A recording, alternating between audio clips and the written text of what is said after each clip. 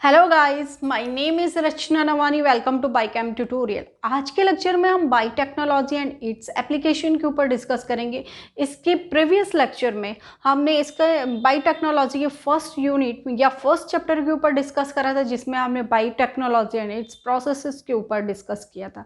अगर हमारी समझ में वो टॉपिक वो चैप्टर कंप्लीट हो जाता है या क्लियर हो जाता है तो हमें बायोटेक्नोलॉजी एंड इट्स एप्लीकेशन, जो हमारे पास ये टॉपिक है चैप्टर में हम बायोटेक्नोलॉजी के एप्लीकेशंस पढ़ेंगे, वो हमें समझने में कोई प्रॉब्लम नहीं होती।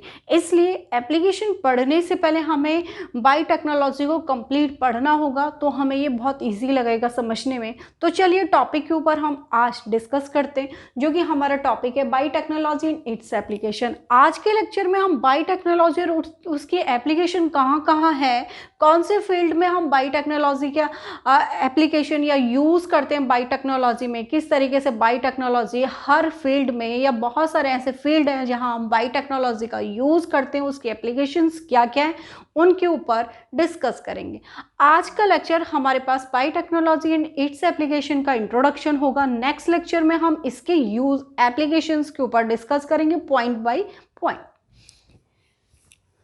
जैसे कि इसकी एप्लीकेशन है genetically modified crop for agriculture. अब इसी एग्रीकल्चर में हम बायोटेक्नोलॉजी का किस तरीके से यूज़ करते हैं वो हम नेक्स्ट लेक्चर में बायोटेक्नोलॉजी का एग्रीकल्चर में यूज़ उसको डिटेल से स्टडी करेंगे। आज के लेक्चर में हम इंट्रोडक्शन पढ़ रहे हैं। It means genetically modified crop. Biotechnology के हेल्प से हम ऐसे क्रॉप को इंट्रोड्यूस करते हैं या ऐसे क्रॉप का यूज़ करते हैं जो कि क्या होती है, जेनेटिकली मीन्स जिसके जीन्स, या हम ऐसे क्रॉप बनाते हैं जो जेनेटिकली मॉडिफाइड होती है। अब हम जीएमओ हम इसे कहेंगे, ठीक है। GMO means genetically modified crop, ठीक है। जेनेटिकली मॉडिफाइड क्रॉप या ऑर्गेनिज्म हम कह सकते हैं, उसमें प्लांट्स और एनिमल दोनों ही आते हैं। तो जेनेटिकली मॉडिफाइड जो क्रॉप्स होती हैं उसका यूज़ हम एग्रीकल्चर में करते हैं। क्यों करते हैं? हाइब्रिड प्लांट के लिए या उसकी ईल्ड या उसकी प्रोडक्टिविटी को बढ़ाने के लिए डिजीज़ रेजिस्टेंस क्रॉप होनी चाहिए, इसलिए हम जेनेटिकली मॉडिफाइड क्रॉप का यूज़ करते हैं। तो बायोटेक्नोलॉजी में हम इसका डिटेल पढ़ेंगे। नेक्स्ट है डायग्नोसिस। अगर किसी भी प्लांट्स में या एनिमल में डिजीज हो जाती है तो उस डिजीज को हम किस तरीके से क्योर करेंगे या उस डिजीज़ को हम कैसे डायग्नोज करेंगे, ये भी हम बायोटेक्नोलॉजी के एप्लीकेशंस में पढ़ते हैं।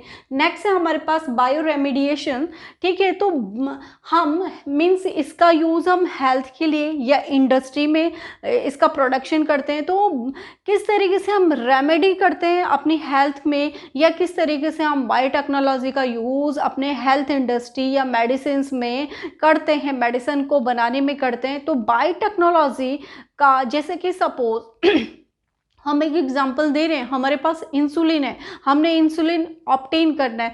तो बायोटेक्नोलॉजी में हम कोई भी जो प्रोडक्ट हमारे पास ऑब्टेन करते हैं वो 100, हमने पढ़ा था कि 100 ml तक या 100 लीटर में हम ऑब्टेन नहीं करते, 100 to 1000 लीटर, जिसमें कि आपने बायोरिएक्टर्स में भी पढ़ा था या फर्मेंटर्स में पढ़ा था, ठीक है। तो बायोटेक्नोलॉजी में अब मुझे इंसुलिन की आवश्यकता है। सपोज किसी को डायबिटीज़ है तो उसे इंसुलिन की ज़रूरत पड़ी, तो क्या सिंगल डोज में हम बायोटेक्नोलॉजी की हेल्प से इंसुलिन का यूज़ करेंगे? नहीं, इंसुलिन हम बहुत ही लार्ज स्केल में यूज़ करते हैं। और किससे यूज़ करते हैं? हम एनिमल से यूज़ करते हैं। किस तरीके से हम रिकॉम्बिनेंट कराते हैं, या वो हम किस तरीके से एनिमल्स में इंसुलिन का डायग्नोज करते हैं या डिटेक्ट करते हैं ग्लैंड को, उसके बाद हम इंसुलिन को ऑब्टेन करते हैं बहुत लार्ज स्केल में। ये प्रोसेस हम नेक्स्ट लेक्चर में पढ़ेंगे।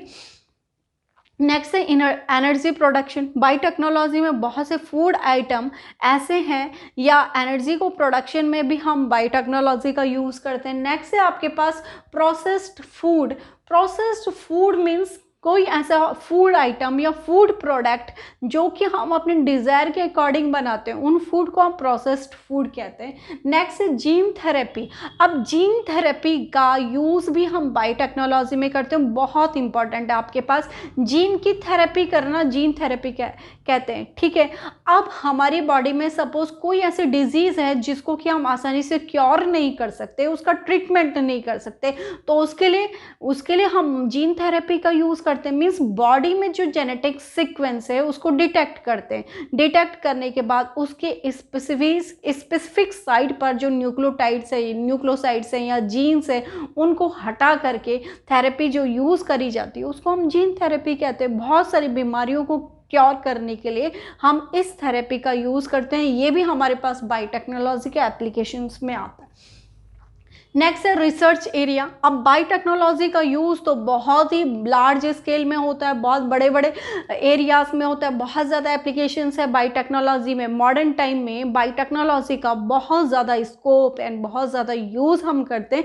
तो बायोटेक्नोलॉजी का यूज़ हम रिसर्च एरियाज में करते हैं।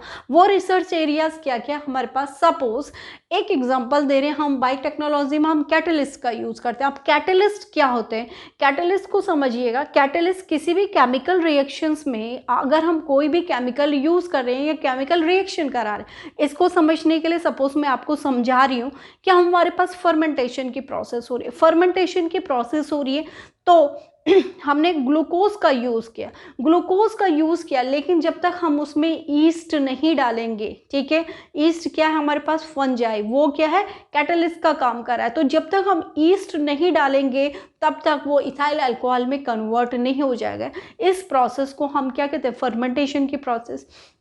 लेकिन आपने पढ़ा होगा निकेल कैटलिस्ट का यूज़ करते हैं हम वेजिटेटिव ऑयल से वेजिटेटिव घी में कन्वर्ट करने के लिए। तो निकेल क्या करता है, वहाँ पे कैटलिस्ट का काम करता है। आपने केमिस्ट्री में भी पढ़ा है कि हैबर प्रोसेस से जब आप अमोनिया बनाते हैं, आप मॉलिब्डेनम या आयरन का यूज़ करते हैं, वो कैटलिस्ट का काम करते हैं। कैटलिस्ट क्या होते हैं, जो किसी भी केमिकल रिएक्शन की रेट ऑफ रिएक्टिविटी को बढ़ा देते हैं, उनको हम कैटलिस्ट कहते हैं, या उनकी प्रेजेंस में रिएक्शन कंप्लीट होती है।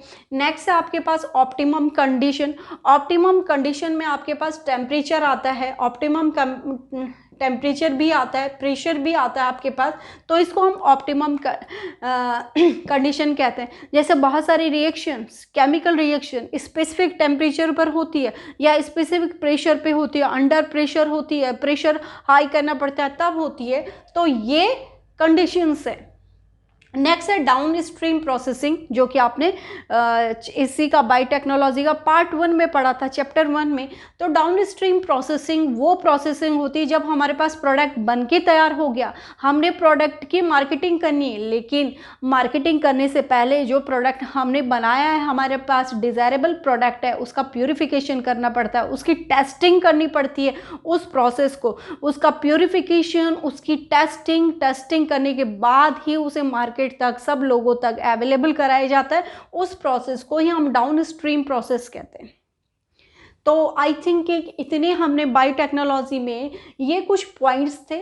इंट्रोडक्शन है बायोटेक्नोलॉजी का। हर लेक्चर को हमने 1 बाय 1 पढ़ना है। नेक्स्ट लेक्चर में हम बायोटेक्नोलॉजी इन एग्रीकल्चर या application of biotechnology in agriculture, जो हमारा नेक्स्ट टॉपिक होगा, उसके ऊपर हम डिस्कस करेंगे।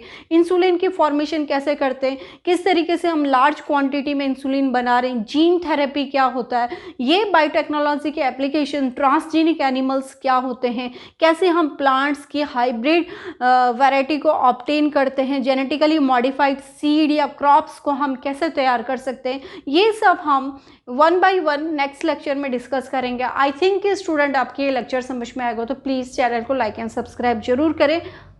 Thank you for watching.